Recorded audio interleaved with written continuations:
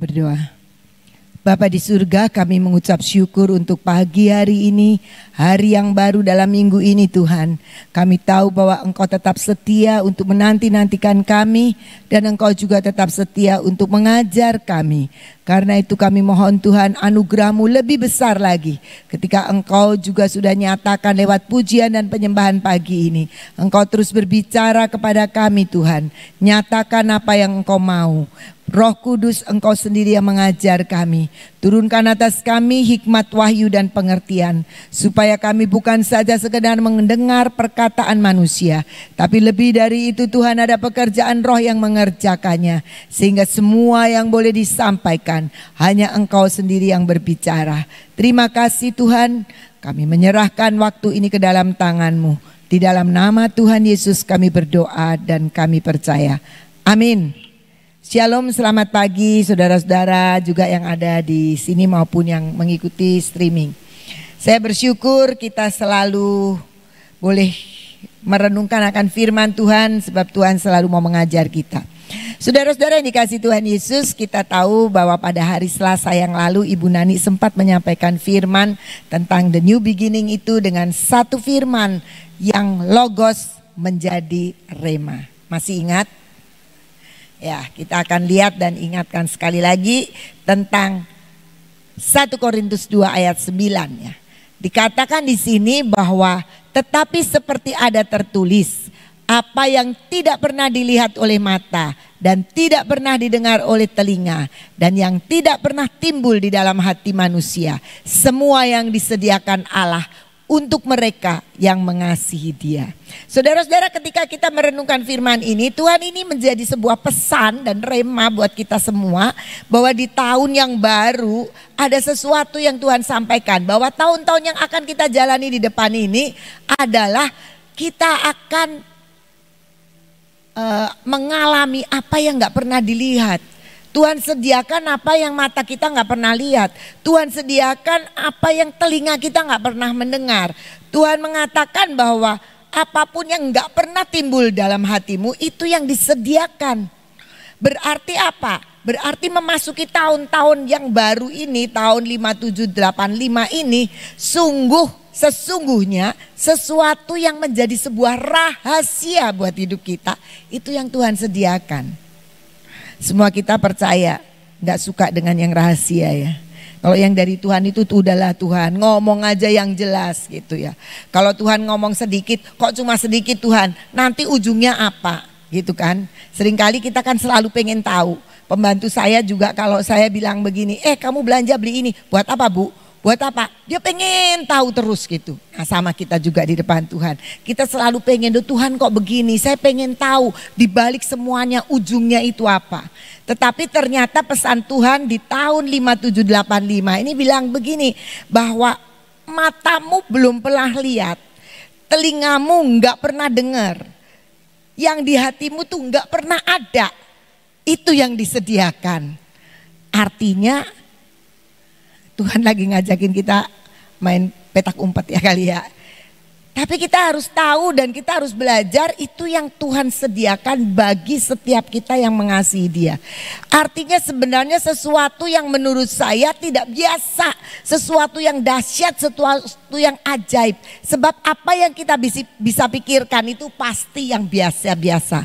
Karena otak kita nggak mungkin mencapai sesuatu yang gede banget ya. Jadi kita selalu berpikir bahwa yang ini yang bisa terjadi, yang itu nggak bisa. Nah, yang nggak pernah dipikir-pikir itu yang Tuhan sediakan.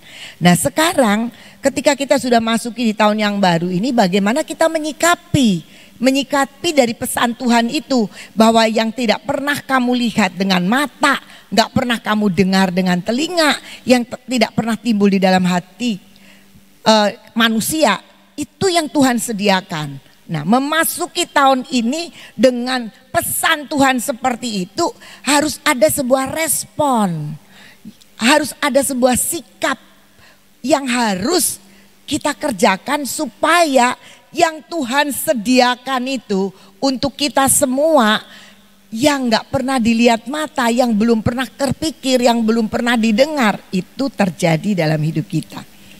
Ada beberapa hal yang ketika saya merenungkan saya tahu kalau Bapak Ibu merenungkan lagi akan lebih banyak lagi. Kita akan baca dari Amsal 25 ayat 2. Amsal 25 ayat 2 mengatakan demikian. Kemuliaan Allah ialah merahasiakan sesuatu. Tetapi kemuliaan raja-raja ialah menyelidiki sesuatu. Alkitab mengatakan Tuhan itu memang suka merahasiakan sesuatu. Tetapi kita adalah imamat yang rajani. Jadi kata kita itu harus menyelidiki sesuatu. Artinya apa sebenarnya? Di sini sedang dikatakan bahwa Tuhan itu enggak bisa sekedar dikenal sama kita dengan begitu saja. Tapi perlu sebuah upaya. Artinya kita tidak boleh pasif. Jadi memasuki tahun 5785 ini kita nggak boleh jadi orang Kristen biasa-biasa saja. Yang ya sudah hari Minggu pergi ke gereja, ya lumayan lah, Senin, Selasa, Rabu, Kamis, Sabtu, Jumat, Sabtu di PW lumayan. Terus nanti Minggu ke gereja lagi. Tetapi dikatakan kita harus mencari, kita harus menyelidiki, kita harus mengenal, kita harus mau menangkap apa yang Tuhan katakan. Tuhan itu bisa bicara secara verbal, bisa bicara non verbal, dia bisa pakai tanda-tanda, dengan apapun dia bisa bicara sama kita. Masalahnya kitanya nangkep enggak ketika itu saat Tuhan berbicara. Nah, jadi kita lihat di sini bahwa sikap kita yang pertama untuk menangkap firman Tuhan yang bilang Tuhan itu di tahun ini akan memberikan yang kamu gak pernah pikir, yang kamu gak pernah lihat, yang kamu gak pernah dengar. Itu yang Tuhan mau. Nah, kita ternyata harus menyelidiki semua itu. Karena Tuhan itu menyatakan kemuliaannya di dalam rahasia-rahasianya itu. Nah, kita lihat di dalam Kejadian 32 ayat 24 sampai 28. Ini peristiwa Yakub ya. Tetapi pada tengah malam ia bangkit dan membangunkan kedua istrinya, ini Yakub ya, serta kedua gundiknya dan ke-11 anaknya, lalu membawa mereka melintasi sungai Yordan melalui tempat penyeberangan Yabok. Sesudah itu ia kembali seorang diri ke perkemahannya. Di situ seorang laki-laki bergulat dengan dia sampai fajar menyingsing. Ketika orang itu melihat bahwa ia tidak dapat menang dalam pergulatan itu, ia memukul pangkal paha Yakub sampai tulang sendinya terpelecok. Lalu orang itu berkata, lepaskan aku karena fajar sudah tiba. Tetapi Yakub dengan terengah-engah menjawab, aku tidak akan melepaskan engkau sebelum engkau memberkati aku. Siapakah namamu? Tanya orang itu. Yakub jawabnya. Namamu bukan Yakub lagi, kata orang itu, melainkan Israel. Artinya pahlawan Allah, yaitu orang yang bergumul dengan Allah. Engkau telah menjadi kuat dan menang dalam pergumulan dengan Allah dan manusia. Ini cerita pada waktu itu Yakub mau ketemu Esau. Dia dalam keadaan yang sangat takut karena dia pernah menipu kakaknya ini. Menipu ayahnya sehingga membuat kakaknya kehilangan hak sulungan. Tetapi kita lihat di sini bagaimana Yakub itu mempertahankan untuk dia mencari kehendak Tuhan, mencari pertolongan Tuhan. Dan dikatakan bahwa dia tidak akan pernah melepaskan pergumulannya dengan Tuhan sebelum Tuhan memberkati. Nah, artinya apa? Ada sebuah upaya, ada sebuah perjuangan sehingga dikatakan namamu siapa? Yakub. Mulai sekarang namamu tidak Yakub lagi tapi Israel. Nah, dikatakan apa Israel itu? Pahlawan Allah. Artinya apa? Memasuki tahun yang baru ini Tuhan inginkan kita semua adalah orang-orang yang menang dalam setiap pergumulan dengan Allah. Jadi kita jangan seringkali kita bergumul itu dengan siapa? Dengan persoalan kita. Aduh, kita bergumul terus, saya punya persoalan ini, saya punya persoalan sakit penyakit, saya pun punya persoalan keuangan, saya punya persoalan dengan keluarga dan sebagainya. Dan kita menggumuli dan kita bergumul dengan persoalan kita. Tapi Yakub mengalami kemenangan ketika dia bergumul dengan Allah. Artinya sebenarnya ketika kita menyelidiki Allah, ketika kita mau mencari rahasia Allah, Itu kita nggak boleh pasif, tapi kita harus bergumul bersama dengan Allah. Kita harus perhadapkan dan terus kita mau tahu apa yang Allah mau dalam hidup kita. Sampai Yakub dinyatakan, engkau menjadi kuat dan menang dalam pergumulanmu dengan Allah. Sulit untuk menangkap ini, tapi yang pasti hidup kita harus mau terus bertaruh dengan Tuhan. Allah kita adalah Allah yang setia, Allah yang ingin dikenal oleh kita. Tadi lagunya ku terhubung dengannya. Karena firman Tuhan itu, aku mau melekat karena firman Tuhan itu harus berdaulat atas hidup kita. Firman itu yang menjadi pegangan dalam pergumulan kita. Tuhan janji loh, firman Tuhan bilang Tuhan mau menyertai, Tuhan mau menyembuhkan. Kok belum sembuh? Bergumulah dengan Allah. Kok belum sembuh? Pasti ada waktunya. Tuhan akan mengangkat dan kita dijadikan pemenang. Kita akan menjadi Israel rohani. Kita akan menjadi pahlawan Allah yang dikatakan orang yang bergumul dengan Allah. Dan engkau menjadi kuat dan menang dalam pergumulan dengan Allah dan manusia. Jadi yang pertama bagaimana kita menyikapi. Kita nggak boleh pasif. Ya Tuhan. Karena seringkali kita aku sudah serahkan, tapi menyerahkannya itu ya karena cuma pengen Tuhan aja mengambil alih semua. Ternyata ada bagian-bagian yang dikatakan bahwa Tuhan itu merahasiakan, tapi kita manusia, imamat yang rajani, kita harus menyelidiki. Dan itu kemuliaan kita, itu yang Tuhan mau kita next level. Itu yang Tuhan inginkan supaya kita ngalami Tuhan. Kita tahu bahwa ternyata apa yang Tuhan sediakan bagi kita itu ajaib dan luar biasa. Yang pertama. Yang kedua kita lihat bagaimana kita menyikapinya. Selain kita tidak boleh pasif, tapi kita harus terus kenali Tuhan kita. Oh seperti apa sih Tuhan kita? Oh Tuhan kita tuh ternyata Tuhan yang setia, ternyata Tuhan yang baik. Kita gampang bilang, oh Allah itu baik. Tapi kita seringkali merasakan Tuhan itu kurang baik ya. Ketika kita menghadapi banyak persoalan. Kok kayak Tuhan itu gak dengar. Nah, sekarang yang kedua bagaimana kita akan lihat dari Roma 11 ayat 33. Oh alangkah dalamnya kekayaan hikmat dan pengetahuan Allah. Sungguh tak terselidiki keputusan-keputusannya dan sungguh tak terselami jalan-jalannya. Tadi Tuhan itu, kemuliaan Tuhan adalah merahasiakan. Sekarang kita harus mengakui bahwa betapa dalamnya kekayaan hikmat dan pengetahuan Allah. Dikatakan kita nggak pernah bisa menyelidiki keputusannya. Tadi bilang kemuliaan Allah adalah merahasiakan. Kemuliaan raja-raja atau kemuliaan kita imamat rajani adalah menyelidiki. Tapi dikatakan di sini tak terselidiki. Yang nggak diselidiki itu keputusannya. Dia bisa bikin keputusan itu ajaib dan luar biasa. Dan dikatakan di sini keputusannya nggak bisa kita selidiki. Dia punya keputusan sendiri. Jalan-jalannya tidak bisa kita selami. Dia punya cara. Banyak orang Kristen senangnya menggunakan cara pertolongan Tuhan yang sama. Satu ketika kita bisa ditolong. Satu kesembuhan misalnya. Tuhan tolong loh ketika aku berdoa mendeklarasikan bilur-bilumu menyembuhkan. Aku sembuh. Tapi lain kali kita ngadepi kesakitan. Kita enggak sudah doa yang sama. Sudah persis sama yang kita lakukan. Tapi kita mengalami hal yang lain. Artinya apa? Kita lihat begitu dalamnya kekayaan, hikmat dan pengetahuan Allah. Dia punya cara. Artinya Allah kita itu di luar logika manusia. Jadi kita tahu bahwa Tuhan itu bukan Tuhan yang masuk akal. Nggak bisa kita selami, nggak bisa kita selidiki. 2 Korintus 5 ayat 16 Paulus mengingatkan kita begini. Jadi janganlah mengukur nilai orang Kristen menurut pandangan dunia atau menurut rupa mereka secara lahir. Kesalahan saya dahulu ialah memandang Kristus hanya sebagai manusia seperti saya.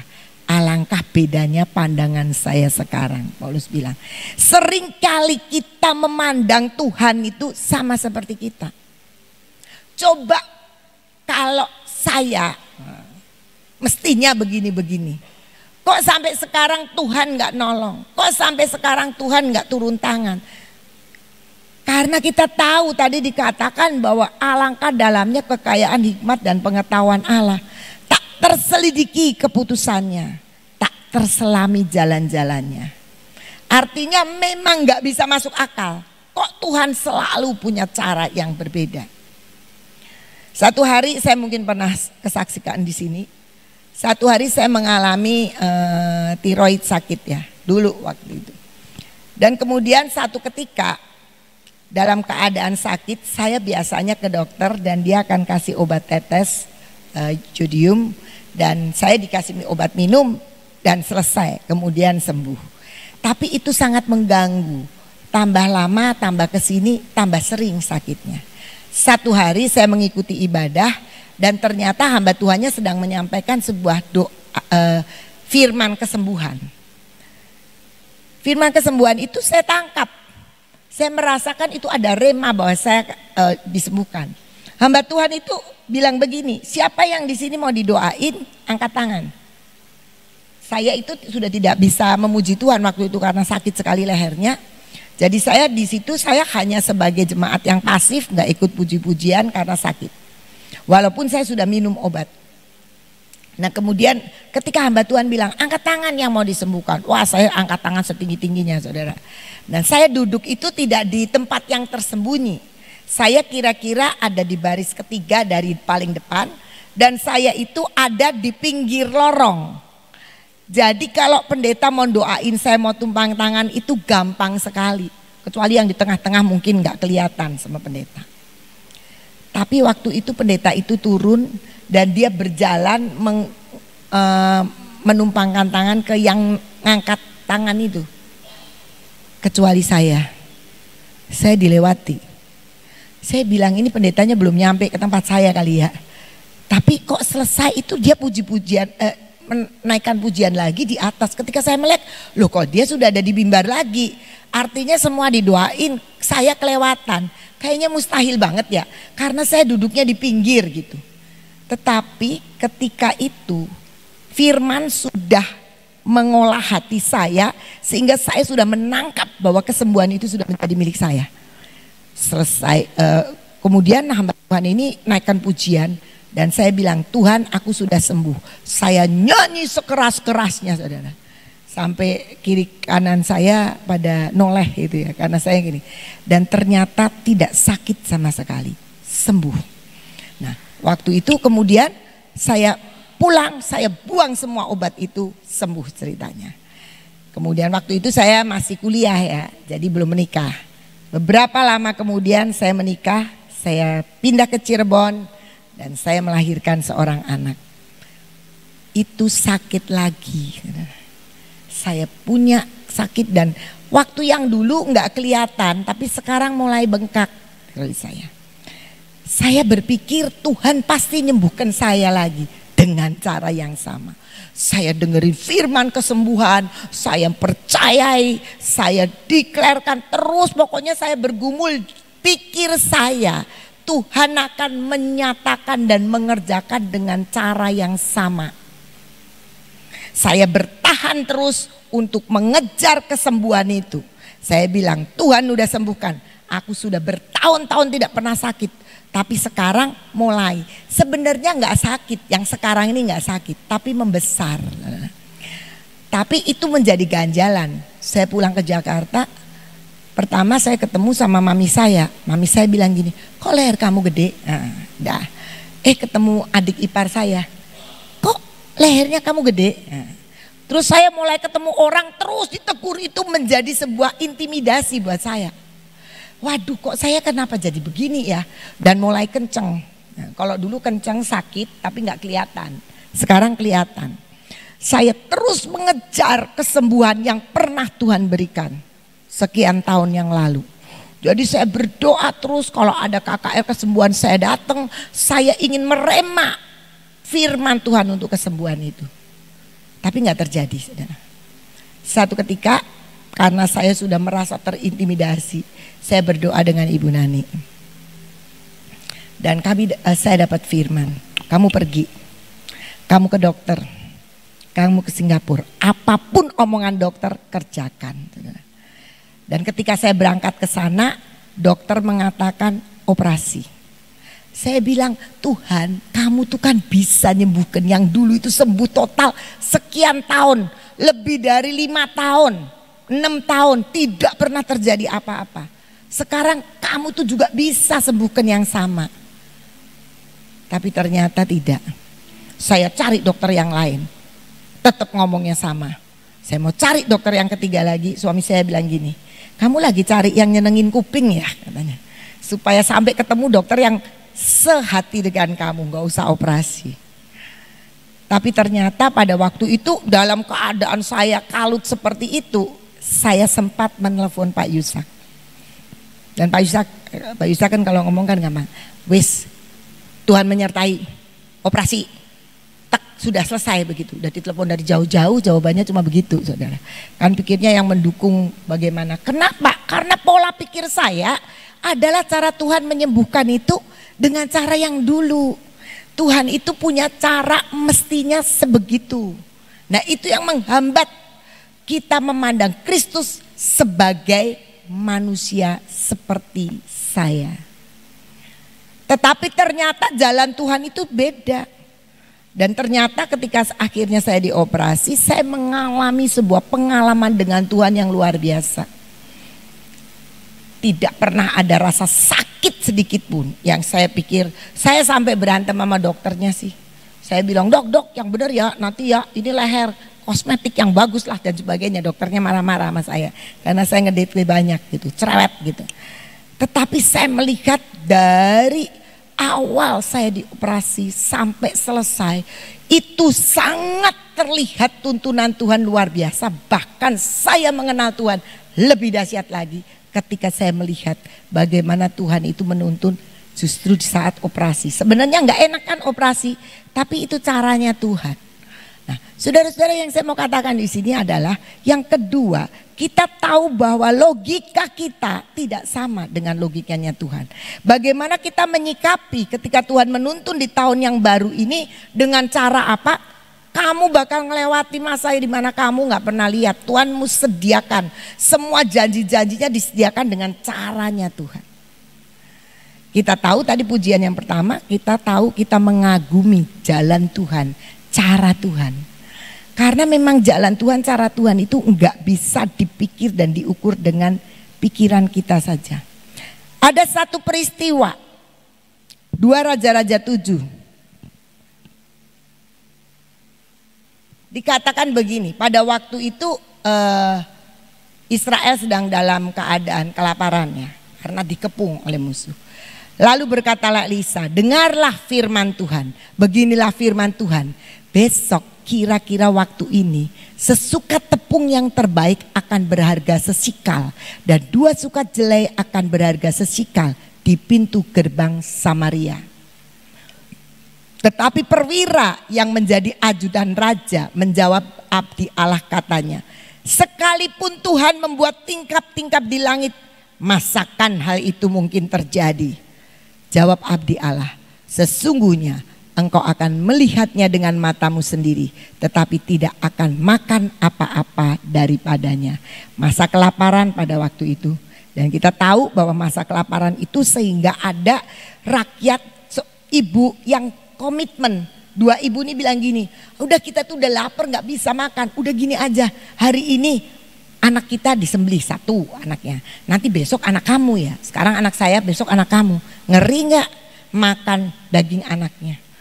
Ternyata besoknya yang satunya nggak mau. Nah dia cerita sama raja. Raja bilang ini gara-gara Elisa ini. Sampai kita itu ngalami seperti ini. Ya, biasa kan orang seneng nyalahkan. Tetapi kemudian Elisa bilang ini tenang aja. Hari ini sangat mahal semua karena makanan memang sudah habis. Di sini sangat mahal.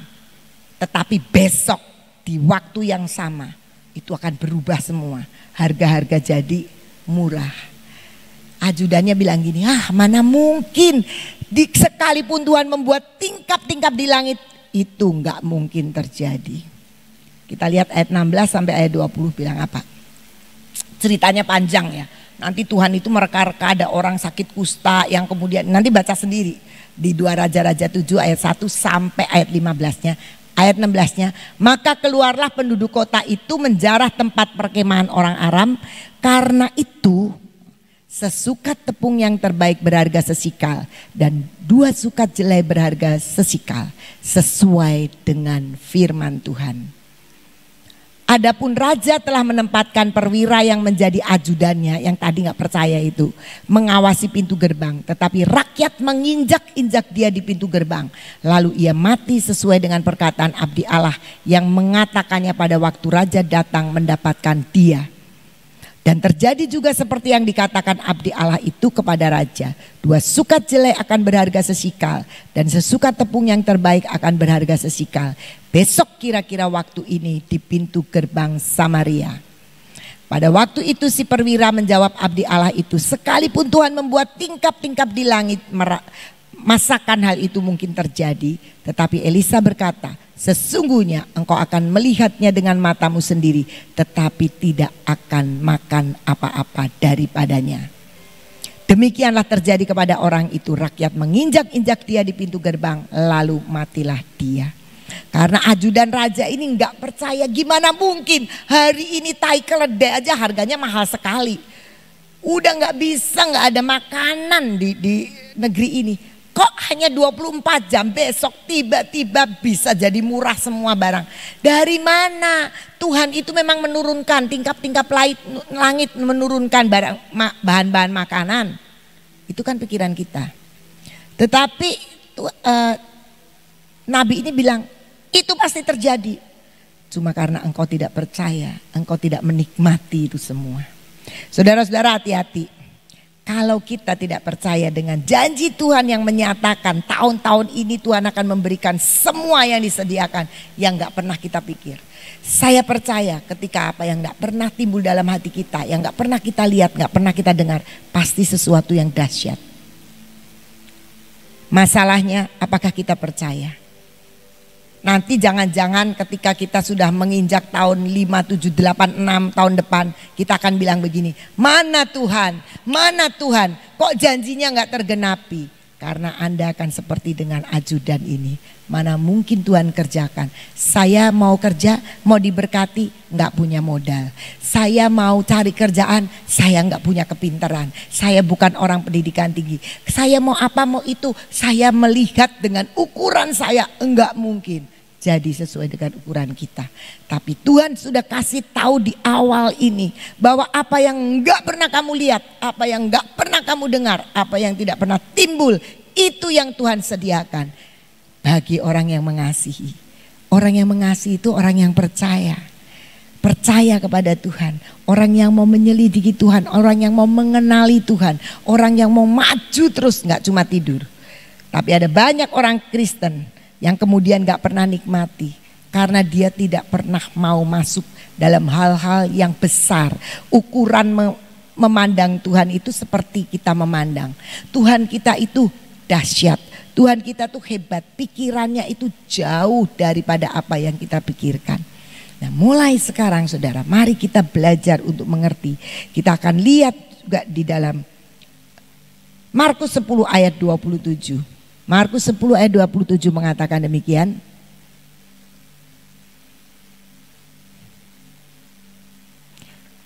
Yesus memandang mereka dan berkata, bagi manusia hal itu tidak mungkin. Tetapi bukan demikian bagi Allah. Sebab segala sesuatu adalah mungkin bagi Allah. Kita bilang gak mungkin aku bisa berhasil, gak mungkin aku bisa menjadi berkat. Wong aku sendiri aja, ngurusin diri sendiri aja, kekurangan. Tetapi Tuhan bilang ketika dia bilang, Tuhan itu lagi sediakan perkara-perkara yang kamu gak pernah pikir. Segala sesuatu mungkin terjadi bagi Allah. Mungkin gak saya diberkati? Sangat mungkin. Mungkin gak saya sembuh? Sangat mungkin. Mungkin gak keluarga saya menjadi utuh kembali? Sangat mungkin. Karena segala sesuatu mungkin bagi Allah. Mari kita masuki tahun 5785 ini dengan segala yang tidak mungkin menjadi mungkin bagi Allah. Tidak mungkin bagi kita, tapi mungkin bagi Allah. Yang terakhir, yang ketiga. Yang ketiga kita akan baca dari 1 Korintus 5 ayat 7. Mengatakan,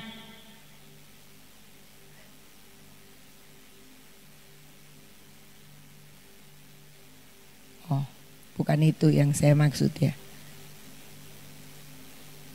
2 Korintus kali ya, coba 2 Korintus. Kalau saya hidup karena percaya. Sebab hidup kami adalah hidup karena percaya, bukan karena melihat.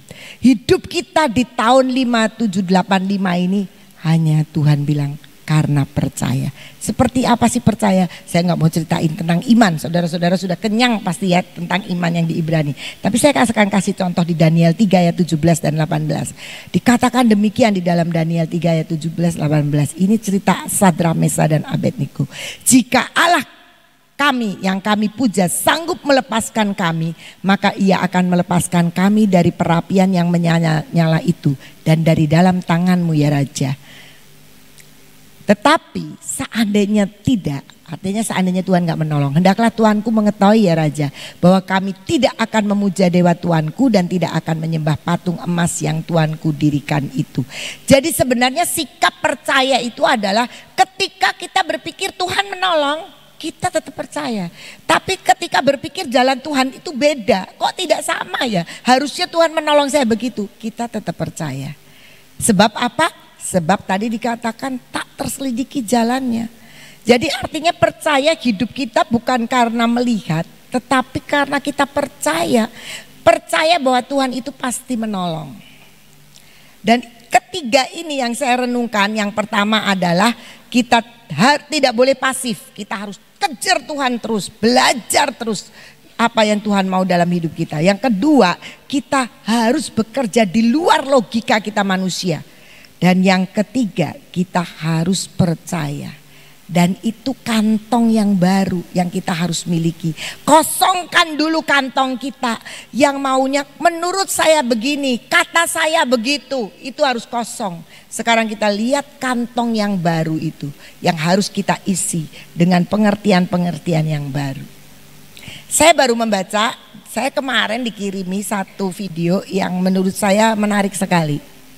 Ada seorang remaja, dia guru sekolah minggu, tapi mungkin hobinya memang naik gunung, ya kata kayak Pak Yong gitu ya, naik gunung. Tapi ini wanita, dia rame-rame ini naik gunung. Waktu turun dia tersesat dan terpisah dengan teman-temannya. Entah bagaimana saya tidak tahu, Gunung Selamet kalau nggak salah itu. Nah dia terpisah, dia sangat ketakutan, pastikan terpisah dengan teman-temannya. Nah, kemudian dia mulai berdoa, Tuhan tolong aku, Tuhan tolong aku. Dan apa yang terjadi? Tiba-tiba ketika dia berusaha jalan, turun, dia melihat ada burung di atasnya. Terus burung itu dia cuma melihat burung aja. Oh burung itu ke situ, ya udahlah saya ikuti burung. Entah bagaimana dia menjadi ngikutin aja itu burung kemana. Dan ketika dia lelah, dia duduk. Mungkin awalnya dia tidak terpikir untuk ngikuti burung itu. Tetapi dia mulai sadar ketika dia berjalan, kemudian lelah, dia berhenti. Ternyata burung itu juga berhenti, bertengger gitulah ya. Gitu. Terus dia mulai sudah punya kekuatan lagi, dia mulai jalan lagi, cari jalan. Ini burung ikutin, ini burung bukan ikutin, ikut jalan lagi gitu. Sampai dia melihat bahwa burung ini menuntun dia. Entah kemana juga dia tidak tahu karena namanya orang tersesat. Tapi dia berdoa dan dia teringat dia itu harus ngajar sekolah minggu. Nah, tapi dia tidak bisa turun dari gunung. Nah, karena dia konsentrasi dan dia melihat ini burung ini kayaknya lumayan ini mau nunjukin jalan saya. Jadi dia melihat burung itu sampai satu ketika dia terpeleset dan kepleset dia jatuh ke bawah gitu ya. Mungkin ada sedikit jurang apa dan kesakitan di situ. Dia merasa kesakitan di situ. Aduh, sepertinya gini, Tuhan tolong saya. Dia tetap menjerit, Tuhan tolong saya. Sampai dia tertidur. Dia tertidur karena capek, ya karena dia juga merasa putus asa, kelelahan dia tertidur. Di tengah tidurnya itu tiba-tiba dia mendengar suara. Naomi nama anaknya ini rupanya Naomi. Naomi, Naomi, kayak mendengar dipanggil. Dia terbangun, dia masih ada di dalam jurang itu. Dia terbangun dalam keadaan kesakitan, sakit, berasa lagi sakit kalau sudah sadar. Tapi ternyata titik di mana dia ada, di sekitar dekat situ, tim SAR itu sedang mencari dia. Rupanya teman-temannya ini bilang, ini aku kehilangan teman nih satu ini, dicari sama tim SAR. Dan di titik di mana dia jatuh itu adalah tempat dan lokasi yang sedang diselidiki oleh tim SAR. Singkat cerita dia digendong, dia diangkat, dia keluar dan dia selamat. Tuntunan Tuhan itu bukan karena ketemu sama orang, tapi Tuhan bisa pakai burung untuk menuntun dia. Dan Tuhan bisa izinkan dia terpelosok. Mungkin kalau dia ngikuti burung itu pergi kemana, jauh dari tim SAR menemukan dia. Nah, saya mau katakan di sini, kita belajar membuka kantong yang baru, kantong yang di luar logika kita, kantong di luar pemikiran kita, kantong yang kita isi dengan pengenalan kita akan Tuhan. Bahwa Tuhan kita itu Tuhan yang ajaib. Kantong yang baru itu kantong yang melepaskan diri daripada konsep-konsep hidup kita. Karena firman Tuhan mengatakan apa yang gak pernah kamu lihat, apa yang gak pernah kamu dengar, apa yang gak pernah timbul di dalam hatimu. Itu yang disediakan bagi orang yang mengasihi. Ingat, bagi orang yang mengasihi. Orang mengasihi adalah orang yang mau nempel sama Tuhan. Orang yang mengasihi adalah orang setiap hari kangen sama Tuhan. Orang yang mengasihi adalah orang yang selalu sepakat dengan Tuhan. Sepakat dengan orang yang dikasihi. Orang yang mengasihi adalah orang yang selalu merindukan Tuhan. Mari kita belajar. Hidup kita sudah tidak ada yang lama lagi. Kita masuk dalam era yang baru. Satu periode yang baru, satu jalan-jalan Tuhan yang baru. Sampai kita nanti akan bilang setiap hari, ku kagumi caramu untuk mengerjakan sesuatu dalam hidup kita. Karena jalan Tuhan, cara Tuhan itu tidak pernah bisa kita konsepkan. Dia punya 1001 cara untuk menolong kita. Mari kita berdoa. Bapa, kami bersyukur kami punya Allah yang ajaib, kami punya Allah yang luar biasa. Terima kasih Tuhan kalau Engkau membangkitkan kami untuk kami terus bergerak untuk belajar mengenali Engkau. Engkau bukanlah Allah yang terkonsep dalam pikiran kami, tapi Engkau Allah yang tidak mampu kami selidiki keputusannya dan cara-caranya. Kekayaan hikmat dan pengetahuan sangat dalam, tidak mampu kami menangkapnya. Tetapi kami mau percaya karena kami tahu Tuhan, Engkau Allah yang memang layak kami percaya. Kami bersyukur Tuhan karena Engkau mengingatkan kami kembali masuk dalam tahun yang baru 5785. Kami harus menyiapkan kantong yang baru.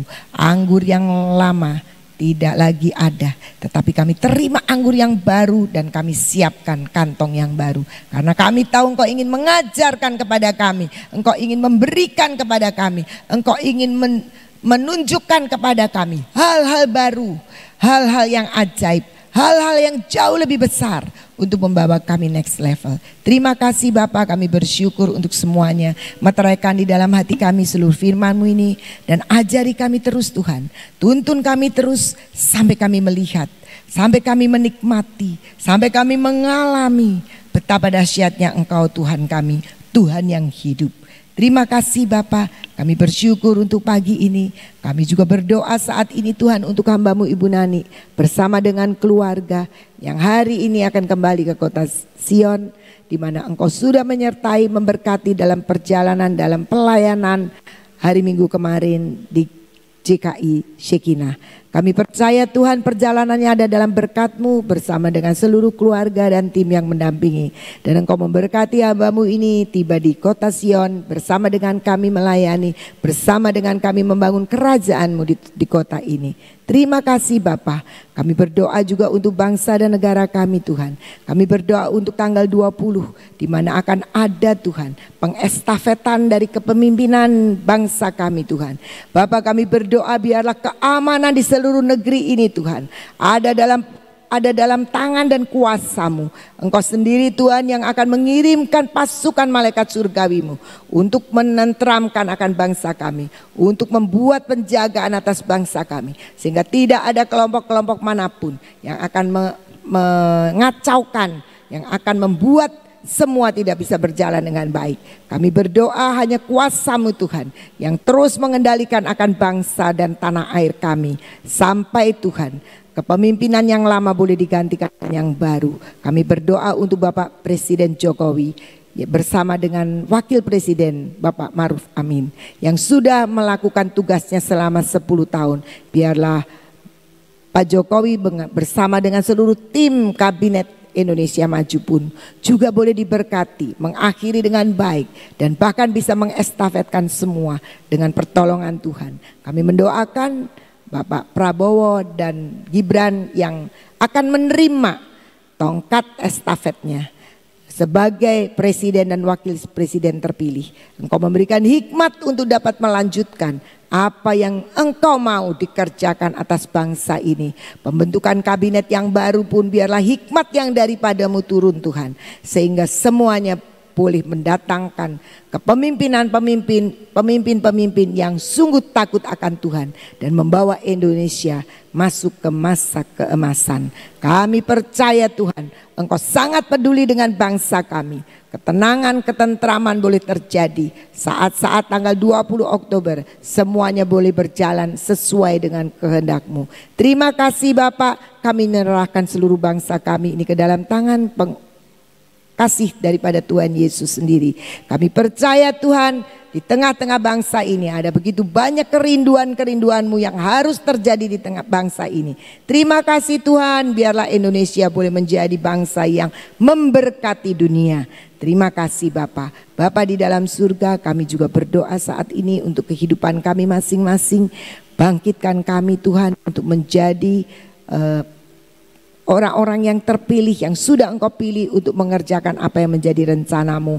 Kami boleh maksimal untuk membangun kerajaan-Mu di bumi Indonesia ini.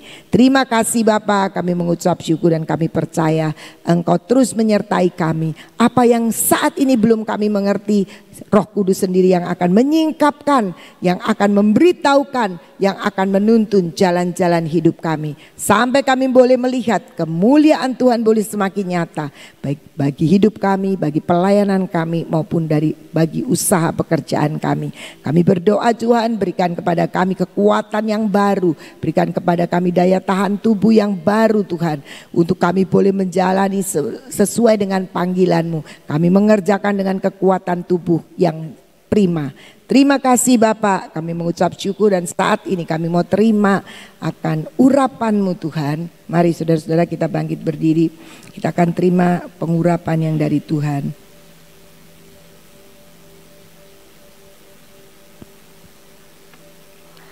Kami bersyukur Bapak, sebab kami tahu pengurapan ini memeteraikan akan seluruh kehendak-Mu atas hidup kami. Seluruh pikiran kami, seluruh keberadaan kami Tuhan hanya ditopang oleh kekuatan Roh-Mu. Dan minyak urapan ini Tuhan akan mengalir dan memenuhi akan hati kami, pikiran kami, mata kami. Sehingga kami tidak melihat seperti yang manusia lihat, tapi kami melihat dengan mata rohani kami. Mata yang dituntun oleh Engkau sendiri, telinga yang selalu mendengar akan tuntunan-Mu. Mulut bibir yang terus memperkatakan akan kebenaran firman-Mu. Membangkitkan orang yang letih lesu. Memberikan semangat yang baru bagi setiap orang yang kami temui. Kami percaya hati kami Tuhan. Hati yang terus akan memancarkan kehidupan.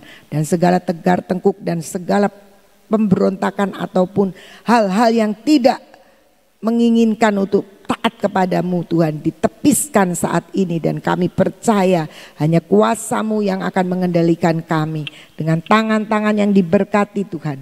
Dan kami percaya tangan ini akan menjadi kuat, tangan ini akan mengerjakan semua pekerjaan dan lewat tangan ini banyak orang boleh diberkati. Kaki kami adalah kaki yang kuat untuk menopang perjalanan kami, untuk kami berjalan sesuai dengan kehendak-Mu. Kami tidak menyimpang ke kanan atau ke kiri, tapi kami terus berjalan seperti yang Tuhan mau. Terima kasih Bapa, kami mengucap syukur dan kami percaya hari ini hari yang ajaib buat kami, hari yang luar biasa. Kami terus mau memasuki jalan-jalan kehidupan kami seperti yang Engkau mau. Minggu yang baru, hari yang baru menjadi sesuatu yang memberikan kepada kami pengertian yang baru dalam pengikutan kami kepadamu. Terima kasih Bapa, kami terima semua ini dan kami percaya segala kebaikan dari Bapa di surga, kasih dari Tuhan Yesus dan persekutuan dengan Roh Kudus menyertai kami dari sekarang sampai selama-lamanya. Kita akan katakan sama-sama, amin. Tuhan Yesus memberkati.